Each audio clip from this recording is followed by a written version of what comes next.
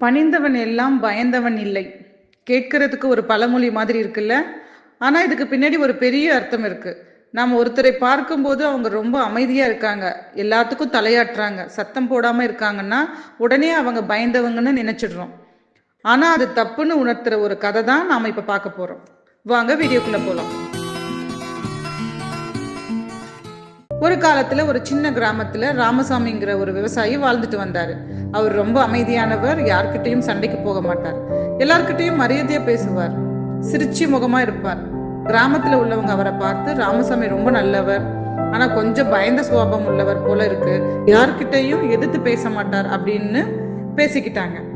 அதே கிராமத்துல சுந்தர்னு ஒரு பணக்காரர் இருந்தார்.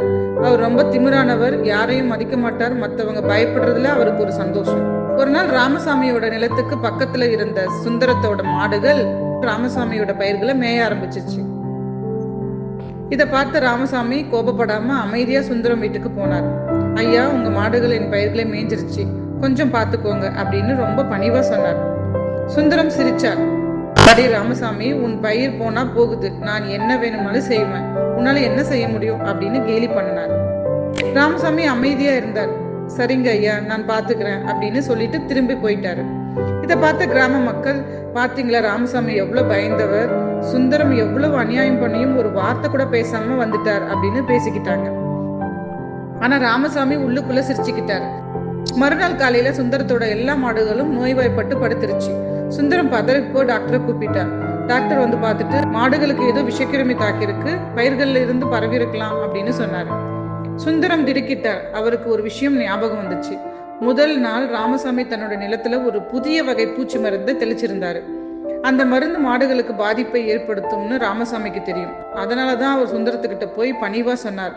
சுந்தரம் கேட்கல. இப்ப மாடுகள் நோய்வாய்ப்பட்ட பிறகுதான் சுந்தரம் ராமசாமியோட புத்திசாலித்தனத்தை புரிஞ்சுக்கிட்டாரு. ராமசாமி பயந்தவர் இல்ல, அவர் ரொம்ப புத்திசாலி. கோபப்பட்டு சண்டை போடாம அமைதியா ஒரு பாடத்தை கத்து கொடுத்தாரு. சுந்தரம் ராமசாமி கிட்ட வந்து மன்னிப்பு கேட்டார். ராமசாமி, நீங்க பயந்தவர் இல்ல, நான் தான் முட்டாள், உங்க பணிவுல புத்திசாலித்தனம் ஒளிஞ்சிருக்குன்னு எனக்கு இப்பதான் புரிஞ்சுது அப்படின்னு சொன்னாரு. நண்பர்களே, இந்த கதையில நம்ம என்ன கத்துக்கிறோம்? ராமசாமி மாதிரி சில சமயங்கள்ல நம்ம அமைதியா இருக்கலாம், பணிவா இருக்கலாம். அது நாம பயந்தவங்கன்னு அர்த்தம் இல்லை. சில நேரங்கள்ல அதுதான் பெரிய ஆயுதம். அவசரப்பட்டு உணர்ச்சி வசப்படாம ஒரு பிரச்சனைக்கு எப்படி தீர்வு காணலாம்னு யோசிக்கிறது தான் உண்மையான புத்திசாலித்தனம். மற்றவங்க எல்லை மீறும் போது சில சமயங்கள்ல அவங்களுக்கே தெரியாம ஒரு பாடம் கத்துக் கொடுக்கறது அவசியம். அது அமைதியா இருக்கலாம், ஆனா ரொம்ப சக்தி வாய்ந்ததா இருக்கும். அதனால இனிமே யாரையாவது பார்க்கும்போது அவங்க ரொம்ப அமைதியா இருக்காங்கன்னா உடனே அவங்க பயந்தவங்கன்னு நினைச்சிடாதீங்க. ஒருவேளை அவங்க ராமசாமி மாதிரி புத்திசாலித்தனமா இருக்கலாம், அல்லது பெரிய திட்டத்தோட இருக்கலாம். இந்த கதை உங்களுக்கு பிடிச்சிருக்கும்னு நம்புறேன். உங்களோட கருத்துக்களை கமெண்ட்ஸ்ல சொல்லுங்க. நம்ம சேனலை சப்ஸ்கிரைப் பண்ணாதவங்க உடனே சப்ஸ்கிரைப் பண்ணிக்கோங்க. அடுத்த வீடியோல சந்திக்கலாம். நன்றி, வணக்கம்.